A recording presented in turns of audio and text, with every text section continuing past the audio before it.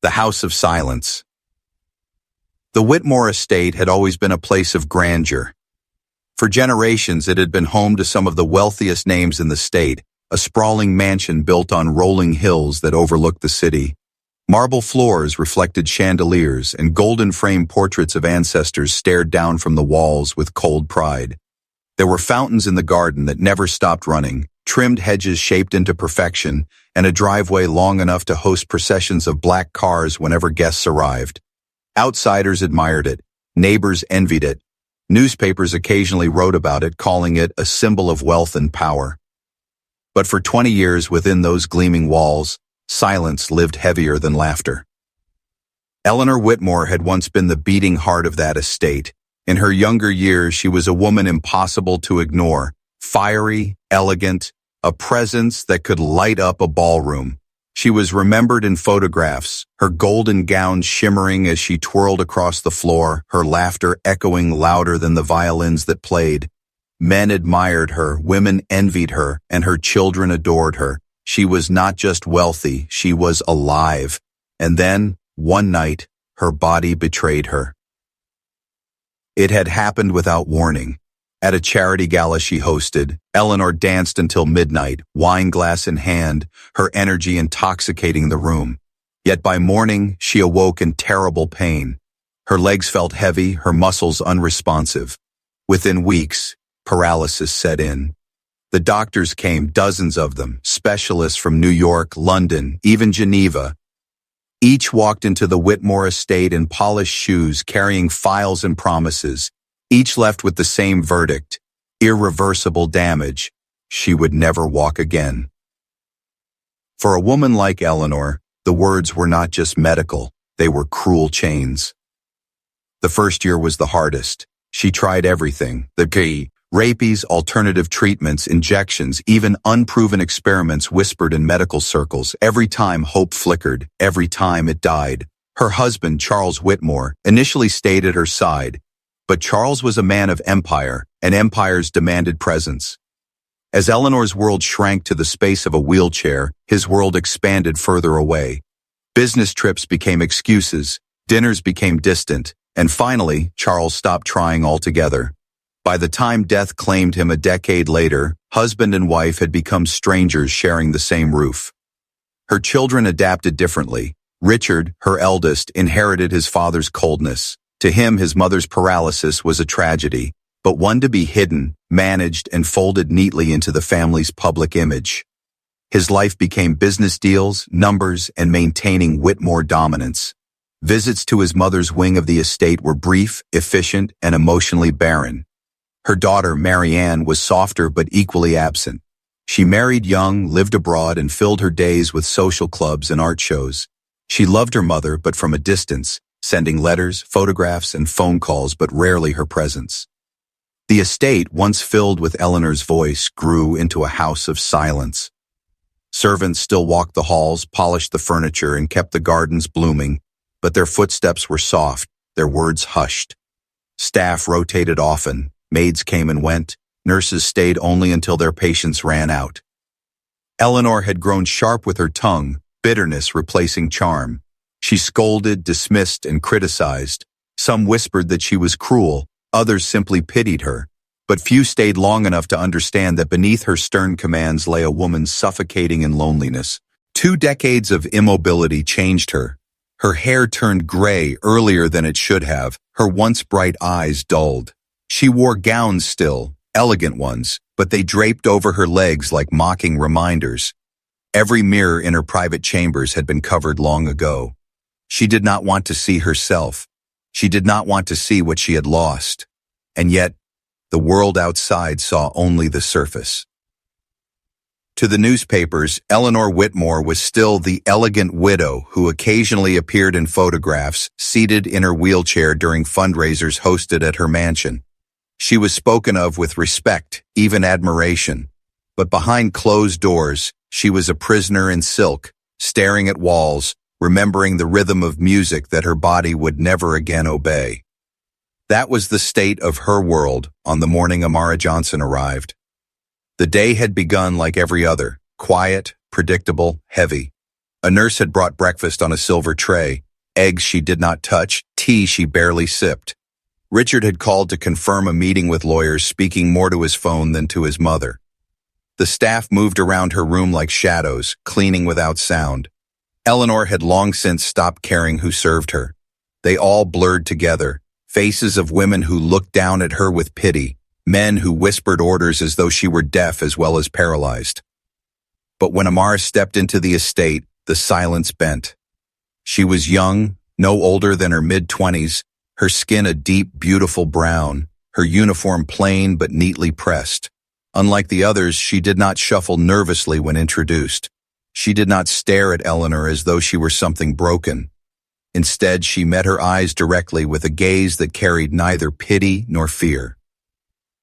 "Mrs. Whitmore," she said with a small bow of her head, "it is an honor to serve in your home."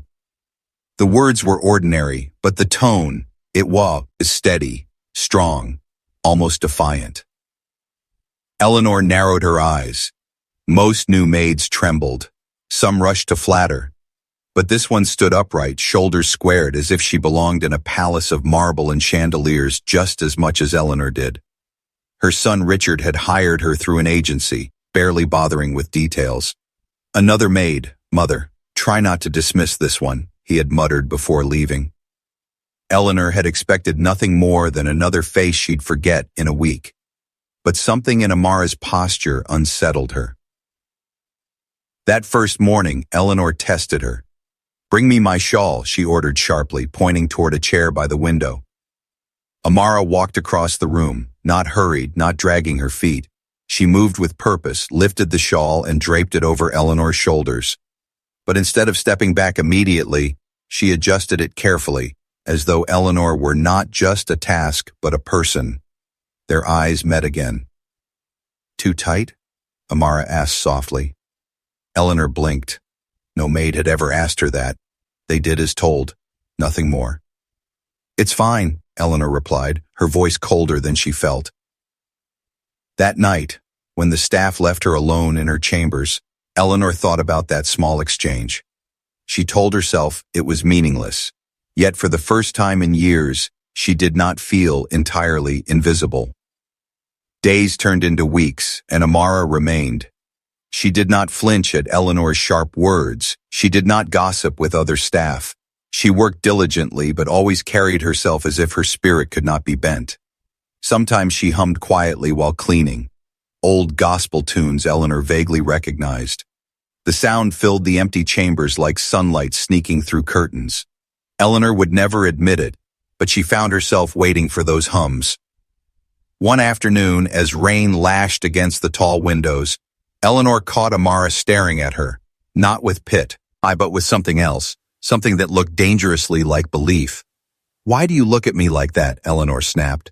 "Like what, ma'am?" Like you think I am not broken." Amara hesitated, then answered simply, "Because I don't."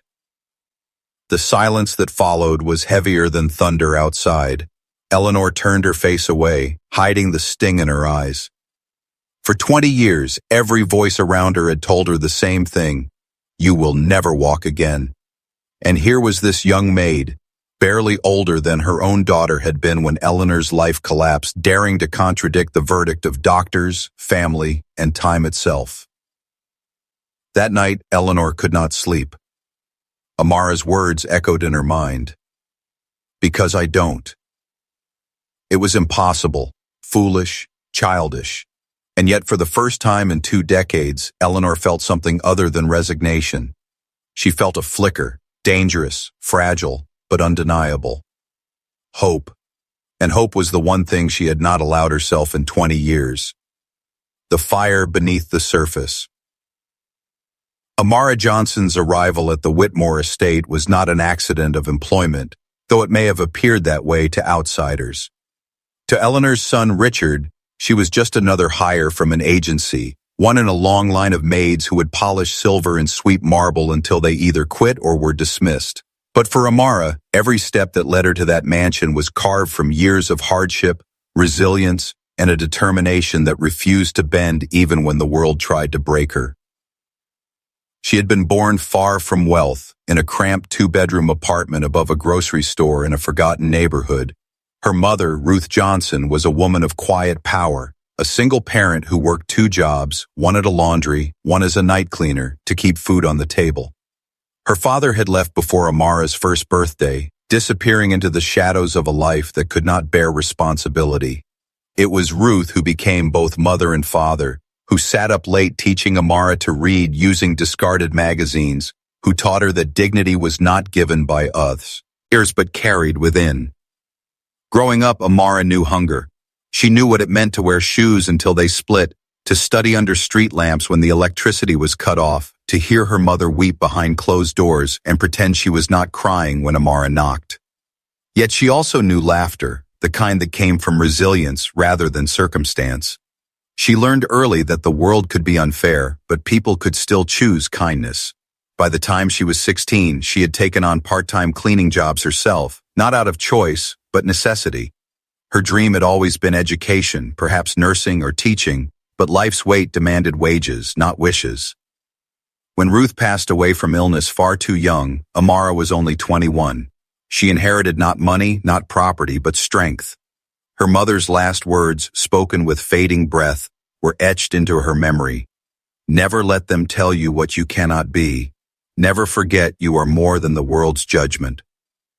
Those words became a flame in her chest, one that burned quietly beneath every act of service, every floor she scrubbed, every table she set. It was this flame that Eleanor Whitmore began to sense, though she could not name it yet.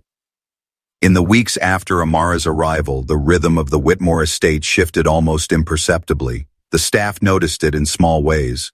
Eleanor, once quick to scold, grew quieter when Amara was near.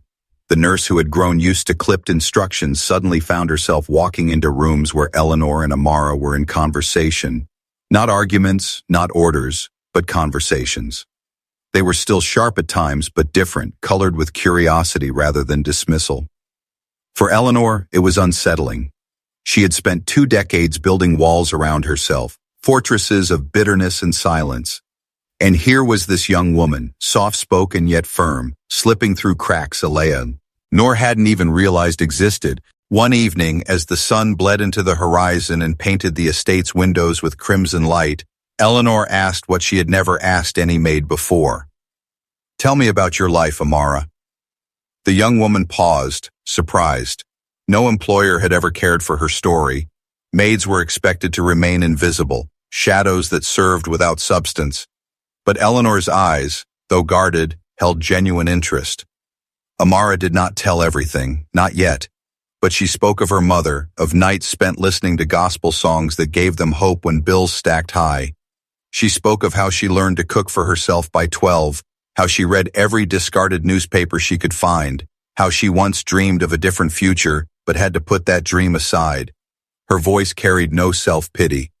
Instead, it carried strength, each word a quiet rebellion against the life that tried to confine her. Eleanor listened in silence.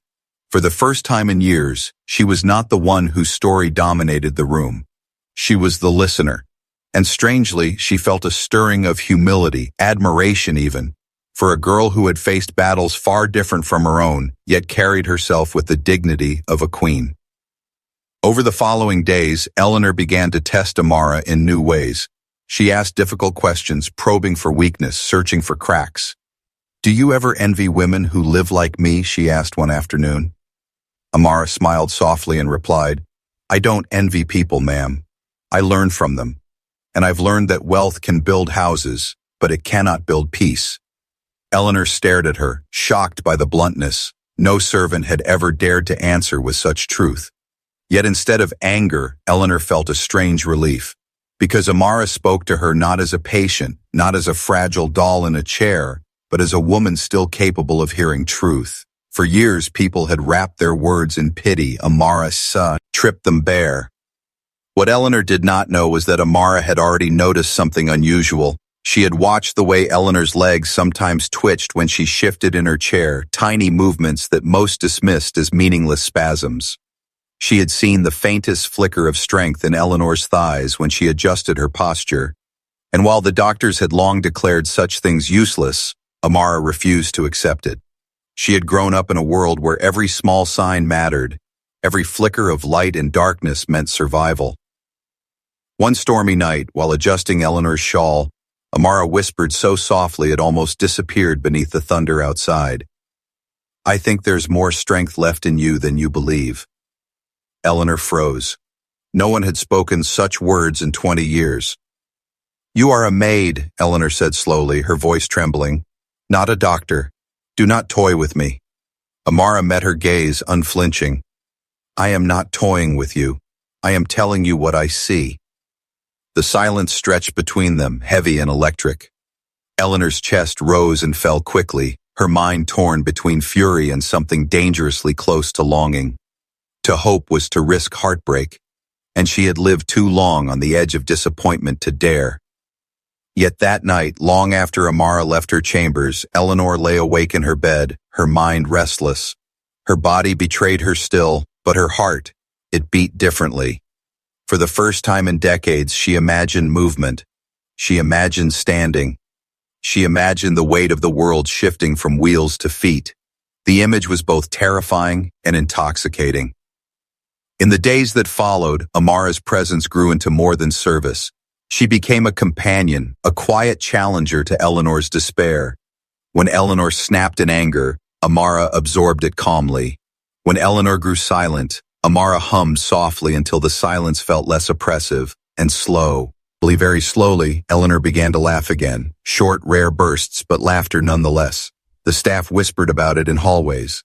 Mrs. Whitmore laughed today. Richard noticed too. He saw his mother's mood shifting, her eyes carrying a spark he had not witnessed in years. But instead of relief, he felt suspicion. He distrusted change, distrusted the idea that a maid could succeed where millions of dollars, dozens of doctors, and decades of effort had failed. He warned Amara one afternoon, his voice cold as marble. "Do not give her false hope. My mother has suffered enough. If you think you can fix what cannot be fixed, you are a fool." Amara bowed her head respectfully, but her eyes did not waver. "With respect, sir, your mother is not broken. She is only waiting for someone to remind her she is whole." Richard scoffed and left, but his hands trembled as he closed the door. What he did not yet understand, and what Eleanor herself had not fully realized, was that something beneath the surface had already begun to burn. The fire that Amara carried from her own life was slowly passing into Eleanor, reigniting a woman who had been buried beneath despair for 2 long decades. And fires, once lit, are not easily extinguished. The Clash of Worlds. The Whitmore estate had always been a fortress, its walls towering, its gates iron-strong, its silence impenetrable.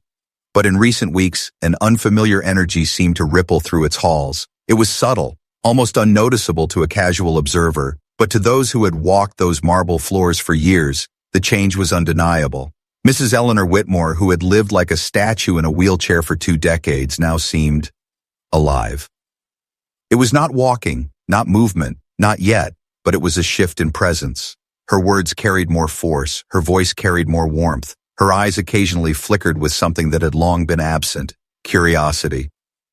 The staff, who had grown used to performing duties in silence, found themselves caught off guard when Eleanor asked them questions. Not orders, but genuine inquiries. "How long have you worked here?" she asked one maid. "Do your children go to school?" she asked the gardener. She had never asked before. She had never cared to. At the heart of this change was Amara Johnson. The maid who was supposed to be invisible had become the light that bent the shadows in Eleanor's chamber. She worked with diligence, yes, but it was her presence, her quiet defiance of despair, that stirred something in Eleanor. She hummed when others whispered. She spoke truth when others lied for comfort. And she looked at Eleanor not as a patient, not as a broken woman, but as a queen whose crown had merely slipped. But not everyone in the estate welcomed this transformation. Richard Whitmore, Eleanor's eldest son, was a man molded by steel and numbers. At 42, he had inherited not only his father's empire, but also his cold pragmatism. His life was contracts, boardrooms, and bottom lines. To him, the world was not about miracles, but about control. Control of money, control of image, control of people. He had long accepted his mother's condition as a permanent truth. And while he cared in his way, it was the care of responsibility, not affection. He ensured she had nurses, equipment, and a luxurious prison to live in, but he did not waste energy on hope. Hope in his mind was weakness. So when he began to notice Amara's growing closeness with his mother, his suspicion sharpened into anger. He saw it as dangerous, a threat to the careful balance he had constructed. His mother was fragile, and fragile people could not afford the disappointment of dreams that could never come true. One evening, Richard confronted Amara directly. He found her in the library, dusting the shelves where Eleanor's old books, novels she no longer read, histories she no longer opened, sat untouched. The fire from the marble hearth cast a glow across the room, catching in the polished surface of the books. Richard's figure filled the doorway, tall, sharp-suited, his presence as commanding as any judge in a courtroom. "Miss Johnson," he said, his tone clipped, the way a man speaks when he has already made up his mind. Amara turned, setting the cloth aside. She bowed her head slightly, respectful, but her eyes did not lower. "Yes, sir?" Richard studied her for a moment, as though she were not a maid but a trespasser. "I will be direct. My mother has suffered for 20 years. She has endured every doctor, every failed treatment, every charlatan who promised her false hope.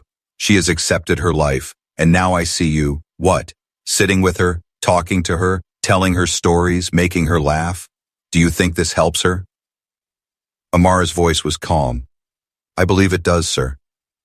Richard's eyes narrowed. "No, it hurts her, because you are feeding her the illusion that things can change. Do not mistake my mother's temporary good mood for progress. She will never walk again. That is reality. And I will not allow anyone, least of all a maid, to disrupt her peace by whispering fantasies." The words hung in the air like knives. For a moment silence reigned, broken only by the soft crackle of the fire. Then Amara spoke slowly, with quiet conviction. "Sir, forgive me for speaking plainly, but peace is not the same as surrender. Your mother is alive. She breathes, she thinks, she feels. That is not surrender. That is life, and life deserves hope." Richard's jaw tightened.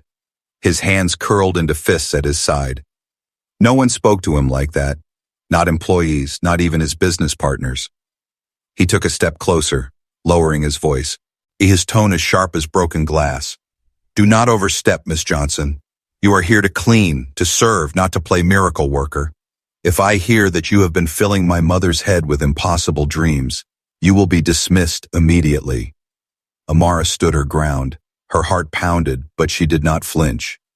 "With respect, sir, I will not lie to her. And if believing in her strength is an impossible dream, then I would rather she dream than remain in silence."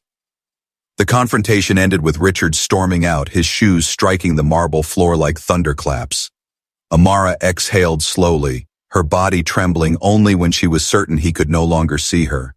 She knew she had risked her position, perhaps even her livelihood, but she also knew she could not betray the truth she saw burning beneath Eleanor's despair. That night, Eleanor sensed the storm in the air even without being told. She noticed the tightness in Amara's smile, the heaviness in her movements. "He spoke to you, didn't he?" she asked quietly as Amara adjusted the blanket across her lap. Amara hesitated, then nodded. "Yes, ma'am." Eleanor's lips curved bitterly. "Richard has always believed control is love. He thinks by keeping my world predictable he is protecting me, but in truth, he has kept me caged." For a moment her voice broke. "Sometimes I wonder if my children would rather I remained an ornament, a reminder of tragedy, than risk seeing me fail at hope." Amara knelt beside her chair, her hands resting gently on Eleanor's. Her voice was low but steady as ever. "Ma'am, you are not an ornament. You are not finished. I see it in you. I believe in you." The word struck Eleanor's heart like an arrow. No one had ever dared speak to her like that. Not her children, not her doctors, not her friends. For years, she had been defined by what she could not do. And here was this young woman, a maid, with no wealth, no title, no education to rival the experts, yet her words carried more weight than any polished report. That night, Eleanor did not sleep. She sat by her window, staring at the rain sliding down the glass, replaying Amara's words in her mind. "I believe in you." She whispered them aloud to herself, testing the sound as if it were foreign on her tongue. The more she repeated them, the more her chest filled with something long forgotten. It was not yet courage, but it was close. The clash did not end with that confrontation. It spread through the household. Richard began to visit more frequently, his presence colder, sharper, his questions probing. Has she been trying to move her legs? Has she been showing unusual behavior? He questioned the nurse, the staff, even the cook, as if Amara's influence could be measured in reports. He considered replacing her with someone more compliant, but each time he looked into his mother's eyes, brighter now than they had been in years, he hesitated. The staff watched quietly from the sidelines. They had grown used to Richard's dominance, but they also saw the undeniable truth. Eleanor was changing. For years she had been silent, bitter, unreachable. Now she asked questions. Now she laughed. Now she showed interest in the world beyond her window. They could not deny it. Amara was not just a maid, she was a catalyst. Eleanor herself was caught between two forces, the cold certainty of her son's warnings and the dangerous, fragile hope ignited by Amara. At times, fear gripped her. What if Richard was right? What if she let herself believe only to face another crushing disappointment? Could she survive that heartbreak after 20 years of resignation? Yet each time she felt herself sinking into despair, she heard Amara's voice. "You are not finished." One afternoon, as autumn leaves drifted across the estate gardens, Eleanor spoke words she had not dared in 2 decades. "Amara," she said quietly, her eyes fixed on the window, "if I tried, and if I truly tried to move again, and I failed, would you still stay?" Amara, standing at her side, did not hesitate. "Yes, ma'am, because failing while trying is still living, and living is never failure." Eleanor closed her eyes. Tears slipped down her cheeks silently, tears she did not wipe away. For the first time in years, she allowed herself to cry, not from despair, but from release. The clash of worlds had begun, between a son who saw hope as danger and a maid who saw hope as life, between fear that chained and faith that freed, between 20 years of silence and the first whispers of possibility. And deep within Eleanor's chest, beneath layers of pain, fear, and resignation, something stirred. It was small, it was fragile, but it was undeniable. It was the fire beneath the surface, now breaking into flame. The impossible attempt. The Whitmore estate stood under heavy clouds that week, the kind of gray sky that seemed to press down upon the earth, making even the chandeliers inside the mansion feel dimmer. The silence was heavier than usual, though not for Eleanor Whitmore. Within her chamber, change had already begun to stir like a storm beneath the sea. Amara Johnson had been working quietly, patiently, in ways that others did not notice. To the casual eye, she was simply attending to her duties, bringing Eleanor her shawl, brushing her hair, straightening the blankets on her lap. But beneath those routines, she was planting seeds. She had begun massaging Eleanor's legs in the evenings, telling her it was to improve circulation. She spoke casually as she worked, never pushing, never rushing. But Amara's hands were deliberate, her touch firm yet careful, coaxing dormant muscles to awaken. At first, Eleanor resisted. "Stop this foolishness," she snapped one night as Amara pressed along her calves. "It hurts." "Yes, ma'am," Amara replied, her voice calm. "Yeah, but pain is proof that something still answers." Eleanor wanted to argue, wanted to dismiss it as nonsense. Yet as she sat in silence, she realized that pain was something she had not felt in her legs in years.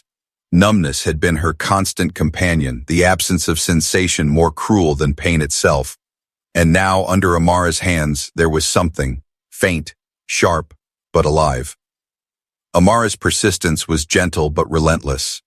Night after night she returned, speaking softly, humming old gospel tunes while her hands pressed life into Eleanor's muscles. Slowly, Eleanor began to tolerate it. Slowly, she stopped demanding that Amara leave her alone. And slowly, a new thought began to take root. What if my body is not as finished as I believed? That thought terrified her. Hope, after all, was dangerous. Hope had broken her before. Richard noticed the subtle changes and grew more alarmed. He stormed into his mother's chamber one morning, his voice sharp. "Mother, I hear you've been letting this girl," he gestured toward Amara with disdain, "play games with you, stretching you, massaging you, as though she knows better than the doctors who studied for years. Have you lost your sense? Do you not see she is giving you false hope?" Eleanor looked at her son, her eyes colder than they had been in years. "Richard," she said, her voice firm, "I am not a child. Do not speak of me as if I cannot choose for myself." Richard froze. His mother had always been sharp-tongued, but in recent years she had rarely challenged him. To hear her speak with such conviction startled him more than he cared to admit. He tried again, softer this time. "Mother, I only want to protect you. You have suffered enough." "I have suffered enough," Eleanor replied, "because I let others tell me what I cannot do. Perhaps I have the right to try again." Amara stood silently during the exchange, her hands folded. She said nothing, but inside she felt a saucisse, urge of pride. Eleanor had defended herself, not just against despair, but against the very control that had kept her caged. Richard left with anger still burning in his chest, but also with doubt. For the first time, he wondered if he was wrong. That evening, the storm outside grew violent. Rain lashed against the windows, thunder cracked above the hills, and wind howled through the estate's chimneys. It was in that storm that Eleanor finally confessed what had been building inside her. She sat in her chair by the fire, her hands trembling slightly. Amara knelt beside her, adjusting the blanket. Suddenly, Eleanor spoke, her voice almost breaking. "Amara," she whispered, "I am afraid." Amara looked up, surprised. "Afraid of what, ma'am?" "Afraid to hope," Eleanor said, tears filling her eyes. "Afraid that if I let myself believe again, I will fall harder than ever before. I have lived like this for 20 years. I know how to live without hope. But if I try and fail, what will be left of me then?" Amara placed her hand gently over Eleanor's. Her eyes glistened, but her voice was steady. "Ma'am, hope is not weakness. It is strength. You have survived 20 years in this chair, and that alone proves you are stronger than most. But strength is not only surviving, it is daring to live, and if you fall, then I will be here. I will not leave."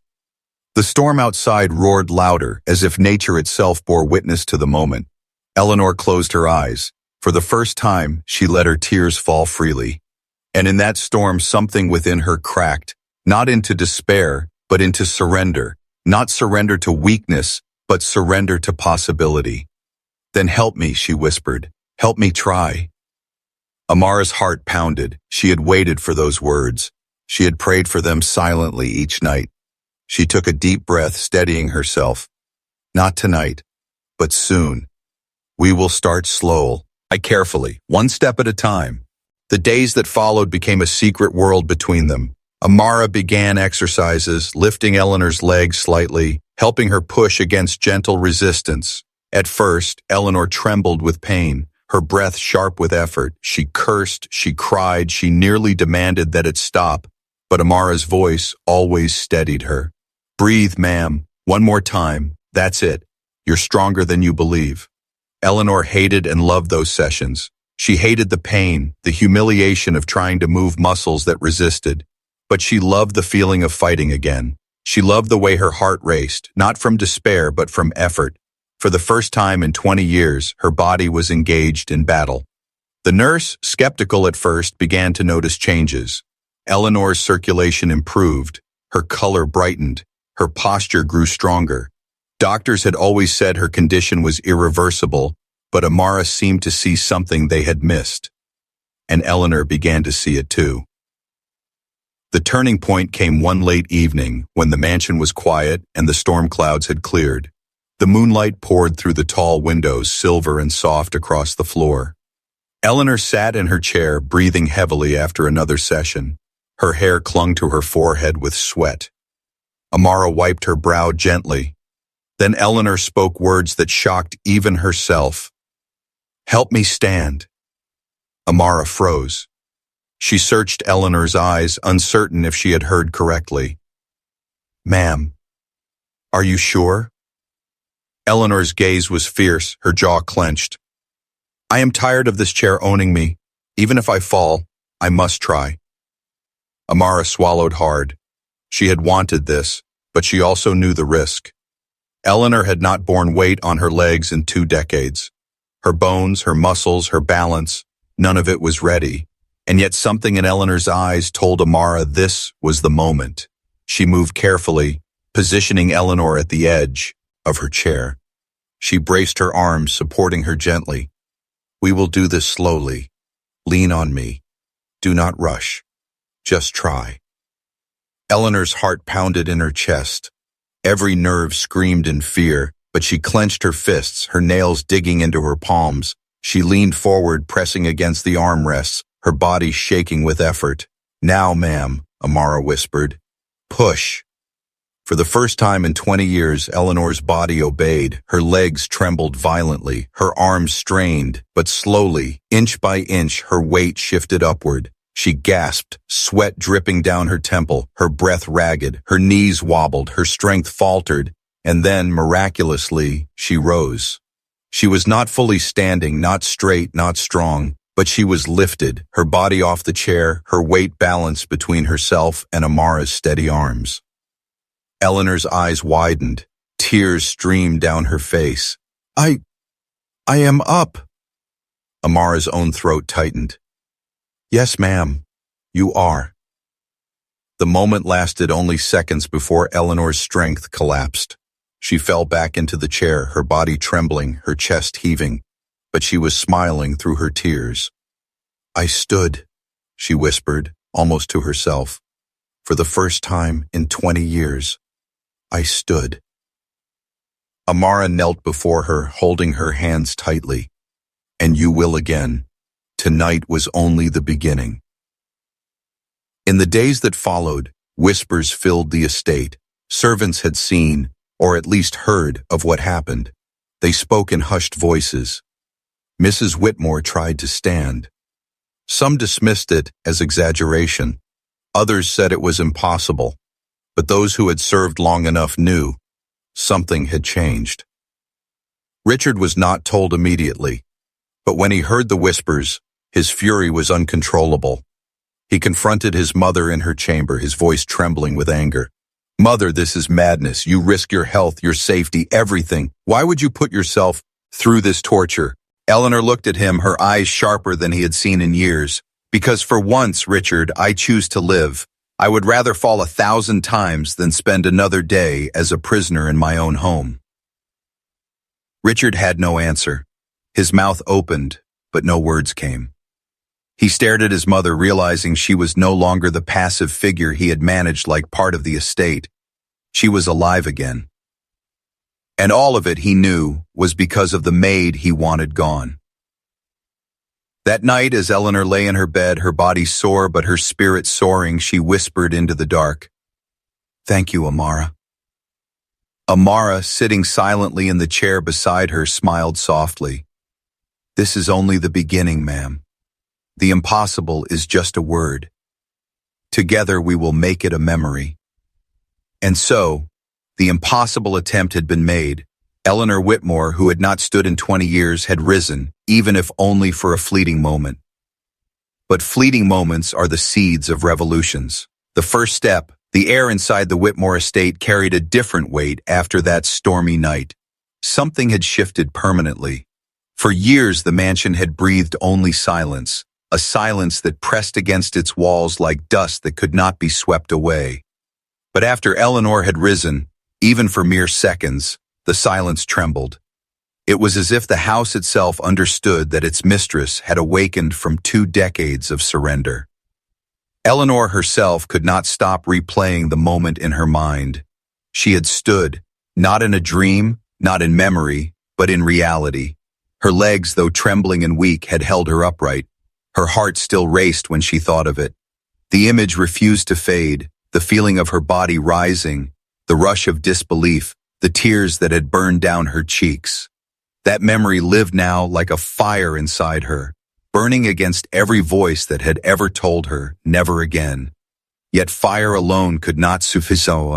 Stain her. Standing was one thing. Moving, walking, was another mountain altogether. Amara knew this. She knew the path ahead was more dangerous, more grueling, and more uncertain than anything Eleanor had faced in years. But she also knew that once a spark of belief is lit, it cannot be allowed to die. The risk of retreating into despair was greater than the risk of failure. So quietly, patiently, she began preparing Eleanor for the next battle. Their routine deepened. Each morning before the rest of the estate stirred, Amara would enter Eleanor's chamber with warm towels and oils. She worked carefully, massaging Eleanor's legs, coaxing strength into muscles that had slept for decades. She stretched her feet, encouraged her to push against resistance, guided her through small motions that most would have called meaningless. To Amara, they were not meaningless. They were whispers of life returning. The first step. The air inside the Whitmore estate carried a different weight after that stormy night. Something had shifted permanently. For years, the mansion had breathed only silence, a silence that pressed against its walls like dust that could not be swept away. But after Eleanor had risen, even for mere seconds, the silence trembled.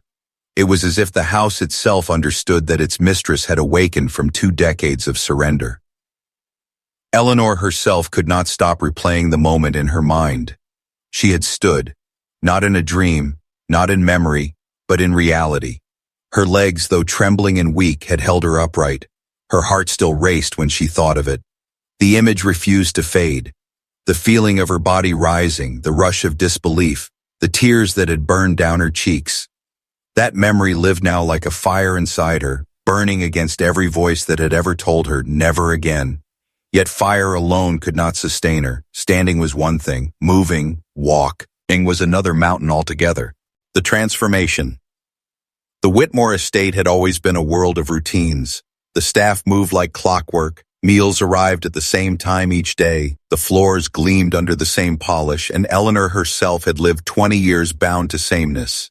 Yet after her first step, even the air inside those walls seemed to change. It was as though the house, for decades weighed down by despair, had begun to breathe again. Eleanor awoke each morning with a new fire in her chest. Where once she had dreaded the day ahead, hours spent staring at windows, hours spent circling the same thoughts of what had been lost. Now she rose with anticipation. Pain lingered in her legs, weakness trembled through her body, but beneath it was strength growing like roots beneath soil. It was fragile, yes, but alive. And that life pulled her forward each day into something she had thought forever denied. Amara, who had once been seen by staff as just another maid, was no longer invisible. She had become Eleanor's constant shadow, her teacher, her encourager, her shield against despair. Morning after morning, she guided Eleanor through careful exercises. At first they were simple, shifting weight from one leg to the other, practicing balance while clutching Amara's hands, holding herself upright without collapsing. Yet each time Eleanor managed even the smallest success, Amara celebrated it as though she had conquered mountains. "You see, ma'am," Amara would whisper as Eleanor leaned against her, breathless from effort. "Your body remembers. It only needed permission to try again." Eleanor would close her eyes, letting the words wash through her like balm. For 20 years, she had been told what her body could not do. Now, for the first time, she was discovering what it could still remember. The transformation was not only physical, it was emotional, spiritual, even atmospheric. The servant, who had long moved around Eleanor as though she were a ghost, now lingered. They paused at doors to hear her voice raised in laughter, something so rare that at first they thought they imagined it. They whispered to one another in the kitchens. "Mrs. Whitmore asked about my daughter's school today. She smiled at me when I brought her tea. She's different, lighter somehow." The truth was undeniable. The woman who had once been known for her silence and sharp tongue was alive again. Even Marianne, Eleanor's daughter living abroad, noticed during her weekly calls. "Mother, your voice, what's changed? You sound younger, brighter," she remarked with wonder. Eleanor only smiled, her eyes flicking toward Amara, who stood quietly by her side. "Perhaps I have simply remembered that I am not finished yet," Eleanor replied, leaving her daughter baffled and intrigued.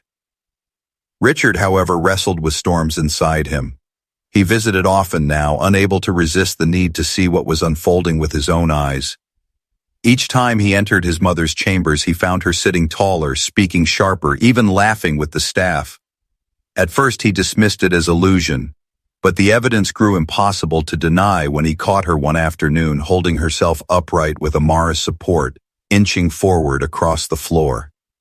He froze in the doorway, his mouth falling open. His mother, who had lived half his life in a chair, was moving before his eyes. "Mother," he whispered, barely able to breathe. Eleanor glanced at him, her body trembling, sweat pouring down her temple, but her eyes burned with fire.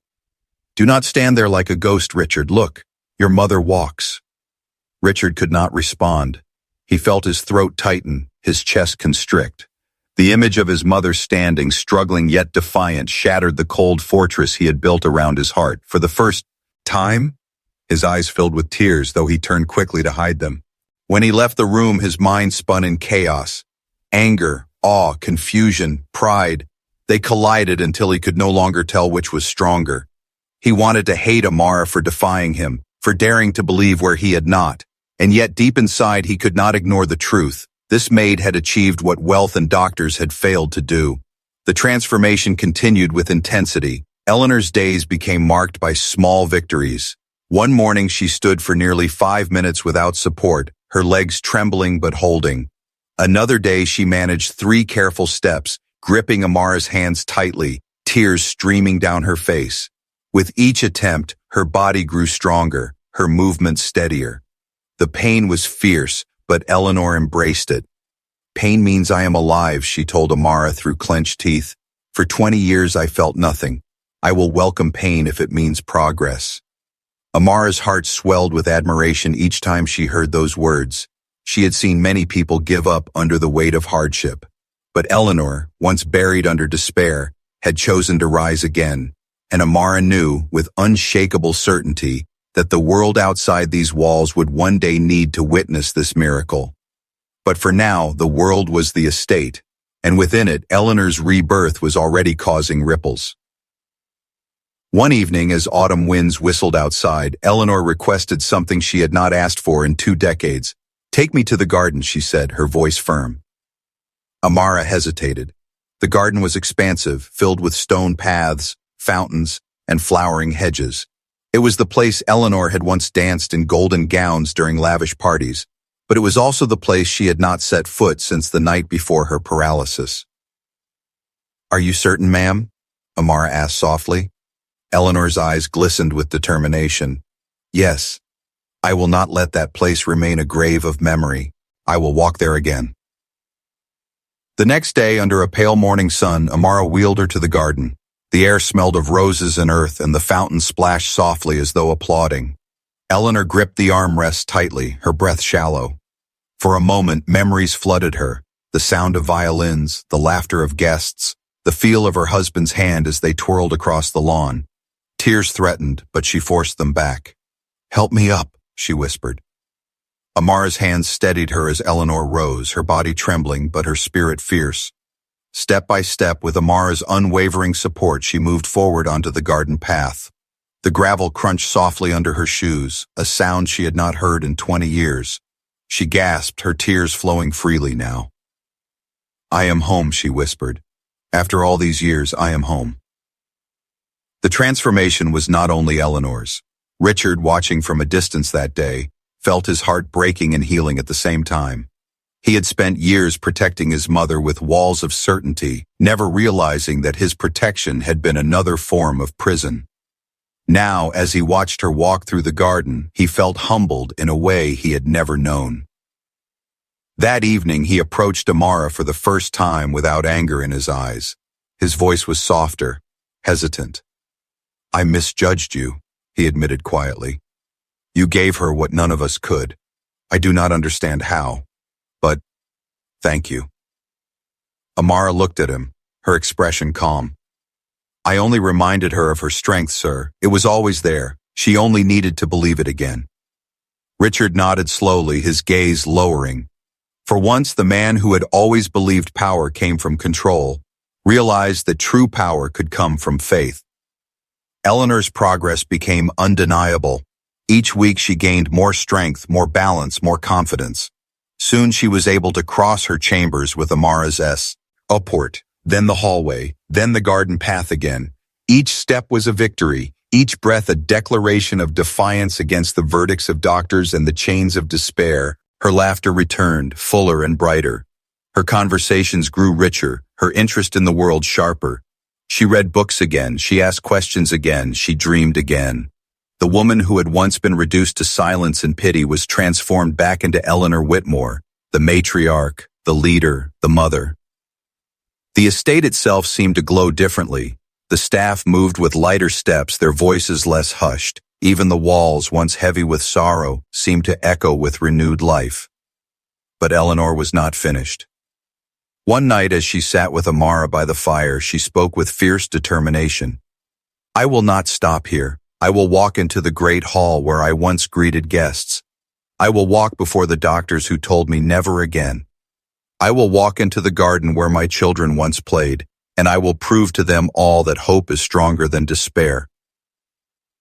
Amara squeezed her hand, her eyes shining with pride. "And you will, ma'am. I believe in you." The transformation was no longer just physical. It was the rebirth of a soul. Eleanor had not only regained her body, she had regained her will to live, to fight, to inspire. And though she did not yet know it, the world beyond the Whitmore estate would soon hear of her story. For now the miracle was still contained within those walls. But miracles cannot remain hidden forever. The walk of freedom. The day of reckoning arrived not with fanfare, but with quiet inevitability. For months, Eleanor Whitmore had fought battles within her own skin, battles of muscle, of balance, of belief. Each victory had been small, yet monumental. A step in the hallway, a shuffle across the chamber, a walk through the garden path. But now, she was ready for something greater, not only to prove it to herself, but to all those who had ever doubted her. It was Richard who first suggested calling the doctors. It surprised even him when the word slipped from his mouth. "Perhaps they should see," he muttered one evening, his voice thick with reluctant awe. For years he had been the guardian of reality, the one who silenced dreams before they could wound. But now, even he could not deny the truth. His mother was not merely improving, she was rewriting the impossible. Eleanor agreed, but with a condition. Not only the doctors, the staff too. Everyone who has walked these halls in silence, who has carried pity in their eyes, let them all see what faith can do. And so, preparations began. The great hall of the Whitmore estate, which had once hosted glittering galas and banquets, was opened once more. Dust was swept away, chandeliers lit, marble polished until it shone. For years the hall had been silent, a mausoleum of memories. Now it would become a stage for rebirth. Amara stood by Eleanor through every step of preparation, her calm voice steadying the storm of nerves inside the older woman. "You are ready," she repeated each night. "Your body remembers.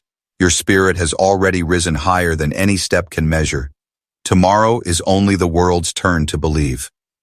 Eleanor would nod, clutching Amara's hand. But alone in the late hours she trembled with fear.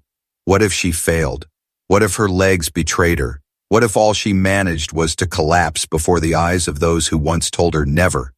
But then she would remember the sound of gravel crunching beneath her shoes in the garden, the sound of life returning, and her fear would transform into resolve.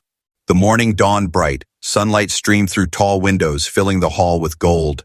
Guests gathered, servants in neat uniforms, family members summoned, doctors with their polished shoes and skeptical eyes. Murmurs filled the air, questions whispered. Why are we here? What is she going to do? Has she lost her mind? Richard stood near the front, his face pale with tension.